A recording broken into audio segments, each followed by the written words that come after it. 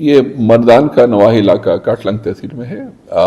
یہ جو محسن قادر ہے یہ اس ایریا میں دہشت کی ایک نشانی تھی. یہاں کا بڑا کمانڈر تھا. اس کا گروپ اس پورے ایریا میں تقریباً 15 سال سے ایکٹیو تھا. خود بھی اس نے نوشیرہ، ثوابی، مردان میں دہشت گرد کارروائیاں کی تھیں اور سوات کے دہشت گرد کمانڈروں کو اور وہاں کے لوگوں کو پناہ بھی دیتا تھا. یہ جو مضافاتی ایریا ہے بابوزئی، کٹلنگ، جو مردان کے علاقے میں، یہ بیسیکلی اس کے بیس آف آپریشنز رہے ہیں. تو اطلاع ملی تھی اس کے متعلق. پولیس نے دوسرے اداروں کے ساتھ مل کے اس پہ آپریشن کیا. اس آپریشن کے نتیجے میں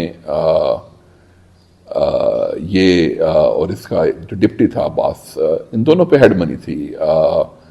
یہ محسن قادر پہ تقریباً 30 سے زیادہ مقدمات ہیں، جس میں کڈنیپنگ فار رانسم، کلنگز ہیں، ایکسٹارشن ہے.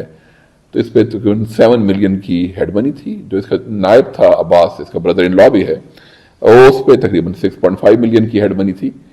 تو ان کو پولیس نے، مردان پولیس میں لیڈ بائی شہید ایس پی صاحب اعجاز صاحب، ان کو جب گھیرے میں لیا، انکاؤنٹر ہوا، تو اس میں یہ لگے. انفارچونیٹلی انہوں نے گرنیڈ ہرل کیا جو سپلنٹرز اعجاز صاحب کو لگے اور ان سے ان کی شہادت ہو گئی.